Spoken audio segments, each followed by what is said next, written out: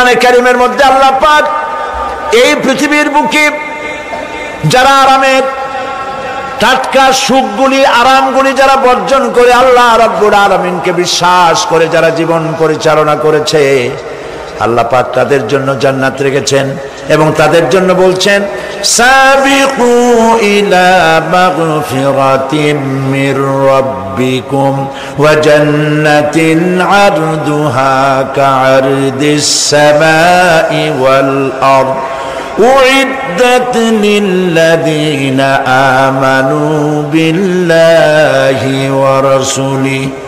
আল্লাহ পাক বলেন প্রতিযোগিতা করো আল্লাহর মাগফিরাত কামনার জন্য আর জান্নাতে যাওয়ার জন্য প্রতিযোগিতা করো, আল্লাহর রহমত পাওয়ার জন্য সৎ কাজের প্রতিযোগিতা করো, তাহলে আল্লাহ রাব্বুল আলামিন তোমাদেরকে ক্ষমা করবেন আর তোমাদের জন্য এমন জান্নাত দিবেন যেই জান্নাত আকাশের বিশালতার জমিনের বিশালতার মতো। এই বিরাট জান্নাত তোমাদেরকে দিবেন। এই জান্নাত চিরস্থায়ী সুখ এবং শান্তি জায়গা হবে। মাসালুল জান্নাতিল্লাতী উইদাল মুত্তাকুন ফিহা আনহারুম মিন মাইন গায়রি আসিনিন ওয়া আনহারুম মিন লাবানিন লাম ইয়াতাগায়্যার তা'আমুহু। আল্লাহ পাক বলছেন জান্নাত আল্লাহ পাক ওয়াদা করেছেন মুত্তাকীদের জন্য। আল্লাহ পাক জান্নাত দিবেন যে জান্নাতের ভেতরে রয়েছে মধুর প্রস্রবণ, রয়েছে দুধের প্রস্রবণ, রয়েছে সেখানে স্বচ্ছ পানির প্রস্রবণ রয়েছে। এই সুন্দর জান্নাত ঝর্ণা ধারা আল্লাহ পাক সৃষ্টি করেছেন, বাগ বাগিচা দিয়ে ভরে রেখেছেন জান্নাত। সেই জান্নাত হবে এয়ার কন্ডিশন, রৌদ্রের তাপ হবে না সেখানে, রৌদ্রের খরতাপ হবে না সেখানে, ঠান্ডার প্রচন্ডতা থাকবে না। কিরকম হবে জায়গাটা? আল্লাহ পাক বলছেন মুত্তাকিনা আলাল আরাইকি লা ইয়ারাউনা ফিহা শামসান ওয়ালা জামহারিরা ওয়া দানিয়াতান আলাইহিম যিলালুহা ওয়া যুল্লিলাত কুতুফুহা তাযলিলা। আল্লাহ পাক এমন জান্নাত রেখেছেন, সেই আল্লাহ পাক সেই জান্নাতের ভিতরে জান্নাতীরা ঠেস লাগায়া মুখোমুখি অবস্থায় তারা সেখানে বসবে, আর জান্নাতীদের মনের মধ্যে কোনো দুঃখ থাকবে না, পেরেশানি থাকবে না। পৃথিবীতে মানুষের দুঃখ থাকে, পেরেশানি থাকে, সেখানে কোনো দুঃখ আর পেরেশানি থাকবে না। সেই জায়গাটা হবে শীতাতপ নিয়ন্ত্রিত, না শীত না গরম, চির বসন্ত বিরাজ করবে। জান্নাতীরা সেখানে থাকবে। এই সুন্দর জান্নাত আল্লাহ পাক রেখেছেন মুত্তাকীদের জন্য। সুবহানাল্লাহ। কাফেরদের জন্য জান্নাত হবে, জাহান্নাম হবে চিরকাল। খালিদিনা ফিহা আবাদান, চিরকাল কাফেরেরা জাহান্নামে থাকবে। সর্বশেষ যে ব্যক্তি জাহান্নাম থেকে মুক্তি লাভ করবে তাকে আল্লাহ পাক বলবেন, ফেরেশতাদেরকে বলবেন, আমার ফেরেশতারা আমার এই বান্দাকে জান্নাত এবং জাহান্নামের মাঝখানে রেখে দাও।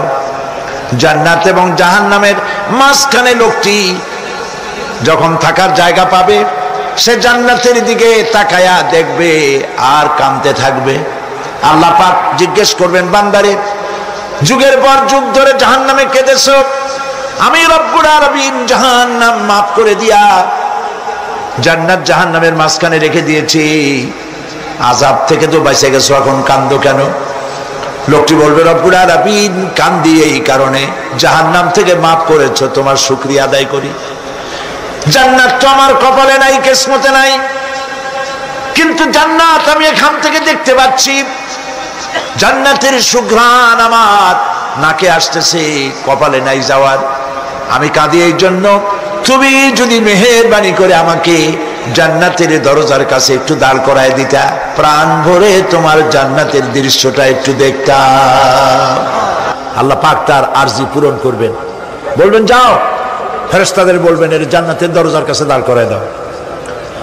জান্নাতের দরজার কাছে দাঁড়িয়ে লোকটি আবার কান্না শুরু করবেন। আল্লাহ পাক প্রশ্ন করবেন, এবার কান্দো কেন? লোকটি বলবে রব্বুল আলামিন কান্দি এই কারণে জান্নাতের এই দরজায় দাঁড়ায়া, জান্নাতের অফুরন্ত নেয়ামত কিছুই ভালো করে দেখা যায় না, শুধু অল্প জায়গা দেখি। যদি তুমি আমারে দয়া করে জান্নাতের মাঝখানে দাঁড় করায় দিতা, চতুর্দিকে তাকায়া তাকায়া দেখা কলিজারে ঠান্ডা বানাইতাম। তবে আমি ওয়াদা করি জান্নাতের কোনো নাজ নেয়ামত, কোনো ফল আমি খাবো না, ধরবো না, সইব না। একটুখানি মেহেরবানি করে মাঝখানে দাঁড় করাইয়া দাও, জান্নারে ঠান্ডা করি।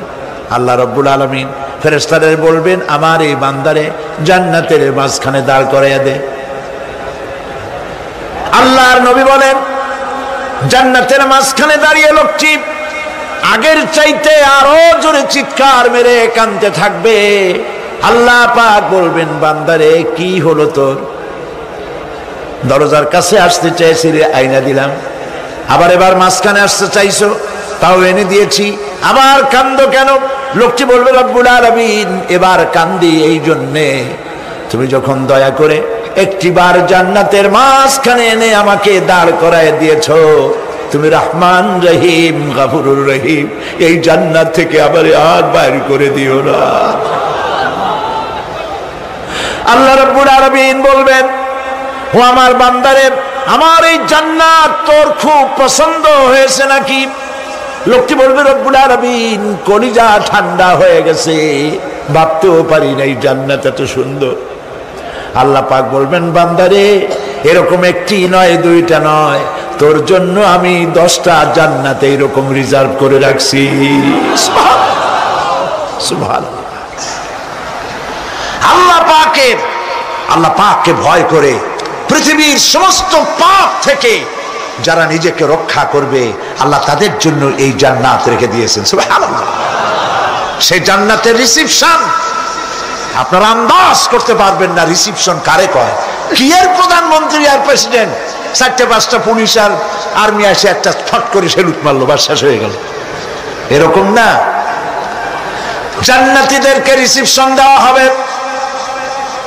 জান্নাতীরা যখন আল্লাহর হুকুমে জান্নাতের দিকে যেতে লাগবে, আর যখন জান্নাতের কাছে চলে যাবে আল্লাহ রাব্বুল আলামিন শোনায় দিচ্ছেন হাত্তা ইযা জাউহা ফুতিহাত আবওয়াবুহা ওয়া ক্বালা লাহুম খাজানাতুহা সালামুন আলাইকুম তিবতুম ফাদখুলুহা খালিদিন।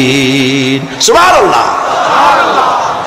জান্নাতীরা যখন জান্নাতে প্রবেশ করার দরজার মুখোমুখি হবে, দ্বার রক্ষীগণ তখন বলবে সালামুন আলাইকুম, আল্লাহর শান্তি তোমাদের উপরে বর্ষিত হোক। সুবহানাল্লাহ। দুনিয়ার টাটকা টাটকা সুখগুলি 2 পা দিয়ে ঠেলে দিয়েছো, টাটকা সুখগুলি গ্রহণ করো নাই, হারাম খাও নাই, আল্লাহর দ্বীন কায়েমের জন্য রক্ত দিয়েছো, জীবন দিয়েছো, কষ্ট করেছো, আল্লাহকে ভয় করেছো। আমাদের সালাম গ্রহণ করো, জান্নাতের মধ্যে ঢুকে যাও চিরকালের জন্য। সুবহানাল্লাহ। আর বাইরে হওয়া লাগবে না, চিরকাল এই জান্নাতের মধ্যে তোমরা বসবাস করতে পারবে। আল্লাহ রাব্বুল আলামিনের ফেরেশতারা বলে দিবেন। জান্নাতের মধ্যে আল্লাহ পাক হুরদের সঙ্গে জান্নাতীদের বিয়ের ব্যবস্থা করে দিবেন। কোরআনে কারিমে আল্লাহ পাক বলেন মুত্তাকিনা আলা সুরুজিম মাসফুফাতিন ওয়া যাওয়াজনাহুম বিহুরিন ঈন। সামনাসামনি ভাবে সাজানো সারি সারি আসন সমূহের উপর তারা ঠেস লাগায় বসে থাকবে, আর আল্লাহ রাব্বুল আলামিন হুরদের সাথে জান্নাতীদের বিয়ের ব্যবস্থা করে দিবেন। যেসব হুরের সঙ্গে বিয়ে হবে তাদের আল্লাহ পাক বিবরণ দিচ্ছেন কি রকম হবে তারা। লাম ইয়াতমিসহুন্না ইনসুন ওয়ালা জান, এর পূর্বে জিন এবং ইনসান এদেরকে কেউ স্পর্শ করে নাই। কি রকম তারা? কান্নাহুন্নাল ইয়াকুতু ওয়াল মারজান, যেমন ঝিনুকের ভিতরে মণিমুক্তা থাকে এইভাবে আল্লাহ পাক তাদেরকে পবিত্র করে রেখে দিয়েছেন। আমার প্রিয় ভাইরা, আল্লাহ রাব্বুল আলামিন কোরআনে কারীমের ভিতরে বলেছেন ফাবিআইয়ি আলা'i রাব্বিকুমা তুকাযযিবান। জান্নাত দান করে আল্লাহ পাক এবার জান্নাতীদেরকে সম্বোধন করে বলবেন ইয়া ইবাদি লা খাউফুন আলাইকুমুল ইয়াওমা ওয়ালা আনতুম তাহজানুন। হে আমার বান্দারা, লা খাউফুন আলাইকুমুল ইয়াওম, আজ আর কোনো ভয় নাই। সুবহানাল্লাহ, সুবহানাল্লাহ। আজ আর কোনো ভয় নাই, কোনো চিন্তাও নাই, আরামে এই জান্নাতের মধ্যে বসবাস করো। এরপরে আল্লাহ পাক জিজ্ঞেস করবেন, ও আমার জান্নাতীরা, আমি যেসব ওয়াদা করছিলাম আমার ওয়াদা মোতাবেক সমস্ত নিয়ামত পেয়েছো? তারা বলবে হ্যাঁ পেয়েছি, সব নিয়ামত আপনার ওয়াদা মোতাবেক সব পেয়েছি। আল্লাহ রাব্বুল আলামিন বলবেন সব পাও নাই, ওয়ালাদাইনা মাজিদ, আমার কাছে আরো বেশি আছে। সুবহানাল্লাহ, আমার কাছে আরো বেশি আছে। জান্নাতীরা বুঝবে না সে আরো বেশিটা কি, এর থেকে আর বেশি কি। প্রিয় ভাই সব, নবী করিম সাল্লাল্লাহু আলাইহি সাল্লাম বলেছেন জান্নাতের সুখ আর শান্তি কোন চোখ নাই যা দেখেছে, যা কোন অন্তঃকরণ নাই যা কল্পনা করতে পেরেছে। এই জান্নাত মুত্তাকিদের জন্য আল্লাহ রাখছেন। সুবহানাল্লাহ। জান্নাতীরা ভাবতেও পারবে না সেই নিয়ামতগুলি কি। প্রিয় ভাই সব, সেই মুহূর্তে আল্লাহর নবী মুহাম্মদুর রাসূলুল্লাহ সাল্লাল্লাহু আলাইহি ওয়াসাল্লাম বলবেন রব্বুল আলামিন, আমার উম্মতেরা জান্নাতীরা বুঝতে পারে নাই আপনার কাছে কি নিয়ামত আরো বেশি আছে। আমার এই উম্মতেরা জান্নাতীরা আপনার ওয়াদা মোতাবেক সব পেয়েছে, কিন্তু একটি জিনিস এখনো তাদের কিসমতে হয় নাই। সেই জিনিসটা হলো যারা তার রবকে না দেখে শুধু কোরআন আর হাদিসের কথা শুনে আরবের ঘুম হারাম করে তাহাজ্জুদের নামাজ আদায় করেছিল, চোখের পানি ফেলেছিল, যারা জান্নাত দেখে নাই, জাহান্নাম দেখে নাই, আপনাকে ভয় করে যারা জীবন পরিচালনা করেছিল, যারা আপনাকে দেখে নাই, না দেখে শুধু কোরআন হাদিস বিশ্বাস করে যারা অকাতরে নিজেদের জীবন বিলায় দিয়েছিল, এই জান্নাতীরা এখন পর্যন্ত তার রবকে দেখতে পারে নাই। আল্লাহ রাব্বুল আলামিন তার সামনে থেকে ৭০,০০০ পর্দা সরে যাবে। আল্লাহ পাক বান্দাদের আরজি পুরা করার জন্য জান্নাতীদের সামনে তিনি জালোয়া ফরোজ হবে। কোরআন শরীফের ভিতরে আল্লাহ পাক বলেন জান্নাতীরা তারা আল্লাহর দিকে, জান্নাতীরা তার রবের দিকে তাকিয়ে থাকবে, আর রব তার বান্দাদের দিকে তাকায়া থাকবে। প্রাণ ভরে জান্নাতীরা রবকে দেখবে। সুবহানাল্লাহ, আল্লাহ পাককে দেখবে। প্রাণ খুলে আজ দোয়া করি রব্বুল আলামিন জান্নাতের যেই পরিবেশে যেই জায়গায় তুমি দয়া করে তোমার গোলামদেরকে তুমি নিজেই দর্শন দিবে, দেখা দিবে। মনিব গো, ও আমাদের রব, আজ এই বিশাল জনসমুদ্র নিয়ে তোমার দরবারে আবেগ ভরা কণ্ঠে বলি, যেই অনুষ্ঠানটি তুমি এমন মুবারক অনুষ্ঠান করবে যেখানে তুমি জান্নাতীদেরকে দেখা দিবে, ওই জান্নাতের কোনো একটি, ওই অনুষ্ঠানের কোনো একটি কোনায় কানায় আমাদেরকেও দাঁড় করাইয়া দেখার তো।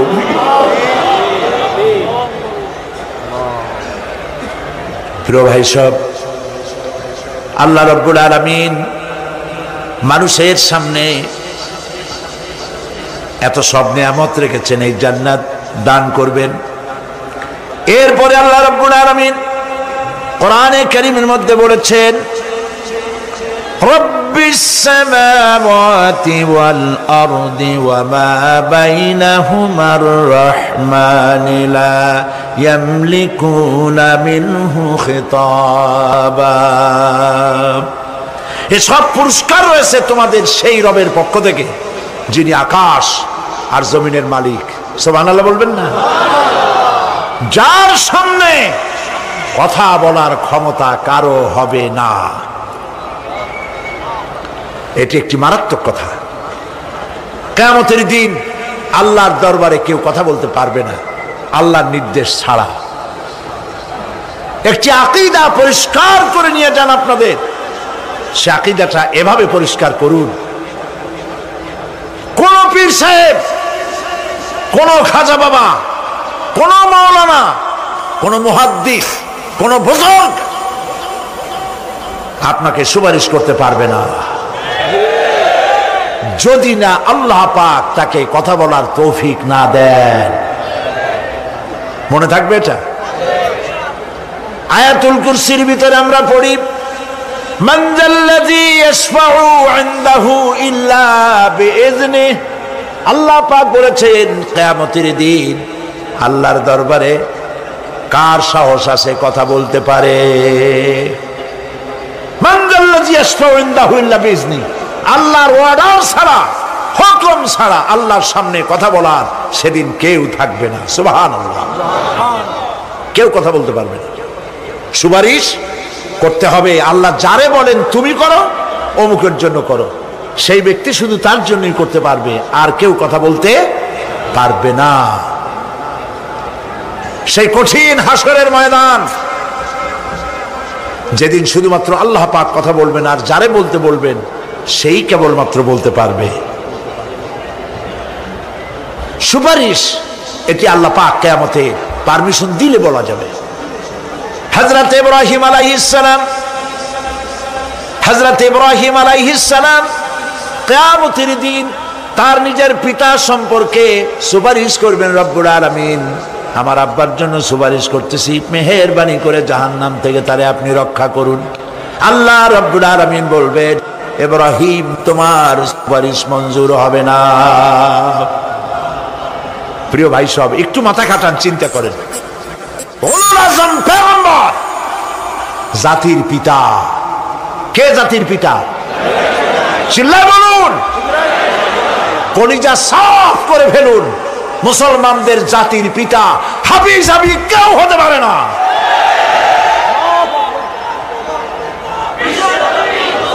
মিল্লাতা আবিকুম ইব্রাহিম। ইব্রাহিম আলাইহিস সালাম এই মিল্লাতের পিতা। সুবহানাল্লাহ। হযরত ইব্রাহিম আলাইহিস সালাম কিয়ামতের দিন বলবেন, আল্লাহ আমার আব্বার জন্য সুপারিশ করছি। আল্লাহ পাক বলবেন মঞ্জুর হবে না। আজর তোমার পিতা হতে পারে, কিন্তু আমার খলিলকে আগুনে ফেলার জন্য নমরুদকে সে সহযোগিতা করেছে, আমি তোমার পিতাকে ক্ষমা করব না। নবী করিম সাল্লাল্লাহু আলাইহি সাল্লামকে সাহাবায়ে কেরাম জিজ্ঞেস করেছেন, হে রাসূল আপনার আব্বা এবং আম্মার অবস্থা কি হবে? নবী করিম সাল্লাল্লাহু আলাইহি সাল্লাম কেঁদে ফেলেছেন, সব বলেছেন আমি তাদের কোনো উপকারে আসব না। আল্লাহু আকবার। আপনি মনে করছেন নাকি যে ইয়া নবী সালাম আলাইকা বলি অমনি নবী সুপারিশ পাবেন? এত সহজ। কতগুলো রসগোল্লা খাইলেন আর বড় একটা মিছিল করলেন আর অমনি চলে যাবেন? পৃথিবীর সব মানুষ, সাহাবায়ে কেরাম বাদ দেন, পৃথিবীর সমস্ত মানুষ একত্রিত হয়ে আবু তালেব রাসূলুল্লাহকে যে ভালোবেসেছেন, ওর 1000 ভাগের 1 ভাগও সারা দুনিয়ার মানুষ রাসূলুল্লাহকেই ভালোবাসতে পারবে? পারবে? নিজের ছেলে আলীকে, আলী রাদিয়াল্লাহু তাআলা আনহুকে আলাদা বিছানায় শোয়াইয়া, ছোট্ট মানুষ হযরত আলী আলাদা জায়গায় রাখিয়া, মুহাম্মদুর রাসূলুল্লাহ সাল্লাল্লাহু আলাইহি ওয়াসাল্লাম এতিম মানুষ, তারে কলিজার সাথে বুকের মধ্যে আশ্রয় দিয়ে আগলে রেখেছেন বুক ভরে। সেই আবু তালেব মৃত্যুর সময় নবী করিম সাল্লাল্লাহু আলাইহি ওয়াসাল্লাম বলেছিলেন, চাচা একটি বার আমার কানে তাওহীদের কালেমা শোনায় দেন। আবু তালেব তার কিসমতে ছিল না কালেমা। মরে যাওয়ার পর একজন সাহাবী বলেছিলেন, ইয়া রাসূলুল্লাহ মৃত্যুর সময় আবু তালেবের মুখ আমি নড়তে দেখেছি, তিনি কালেমা পড়েছেন সম্ভবত। রাসূলুল্লাহ সাহেব বলেছেন আমি শুনি নাই। এত ভালোবাসার পরেও হাদিস শরীফে এসেছে আবু তালেব জাহান্নামে যাবে। কোথায় যাবে? জাহান্নামে। সবচাইতে কম আযাব হবে কার? আবু তালেবের। কম আযাবটা কি? হাদিস শরীফে এসেছে কম আযাব হলো জাহান্নামের আগুন দিয়ে এক জোড়া জুতা তৈরি করে আবু তালেবের পায়ে পরিয়ে দেওয়া হবে। সেই জাহান্নামের আগুনের তৈরি করা জুতার তাপে আবু তালেবের মাথার ঘিলুগুলো টকবক করে বউ পড়তে লাগবে। এত ভালোবেসে যদি কিয়ামতে উপায় না হয়, আপনি ইয়া নবী সালাম আলাইকা, ইয়া রাসূল সালাম আলাইকা, আর কতগুলো জিলাপি খাইলেন, বড় একটা মিছিল করলেন। প্রিয় ভাই সব, এইসব বেদাত ছাড়ুন, এগুলি সুস্পষ্ট বিদআত। রাসূলুল্লাহকে ভালোবাসবেন, সাহাবীরা যেভাবে ভালোবেসেছেন ওইভাবে ভালোবাসবেন। আল্লাহ রাব্বুল আলামিন বলেন, যালিকাল ইয়াউমুল হক ফামান শাআ আত্তাখাযা ইলা রাব্বিহি মাআবা। এই দিনটি অবশ্যই আসবে, সেদিনটি নিশ্চিতভাবে আসবে। আর এখন যার ইচ্ছা সে তার রবের দিকে অগ্রসর হোক। ইন্না আনজারনাকুম আযাবান করিবান ইয়াওমা ইয়ানজুরুল মার'উ মা কদ্দামাত ইয়াদাহু ওয়া ইয়াকুলুল কাফিরু ইয়া লাইতানি কুনতু তুরাবা। ইন্না আনজারনাকুম আযাবান করিবা, খুব নিকটবর্তী একটি আযাব সম্পর্কে আমি তোমাদেরকে সতর্ক করে দিলাম। কে বলতেছেন? আল্লাহ পাক। লক্ষ্য করুন আল্লাহ কি বলছেন, খুব নিকটবর্তী একটি কঠিন শাস্তি, আযাব অর্থাৎ কিয়ামত, এ সম্পর্কে আমি তোমাদেরকে সতর্ক করে দিলাম। ইয়াউমা ইয়ানজুরুল মার'উ মা কদ্দামাত ইয়াদা, সেদিন প্রত্যেকটি লোক যা সে পাঠিয়ে দিয়েছিল এখানে, অর্থাৎ যা করেছিল সেগুলি সে দেখতে পাবে। আর তখন ওয়ায়াকুলুল কাফিরু ইয়া লাইতানি কুনতু তুরাবা।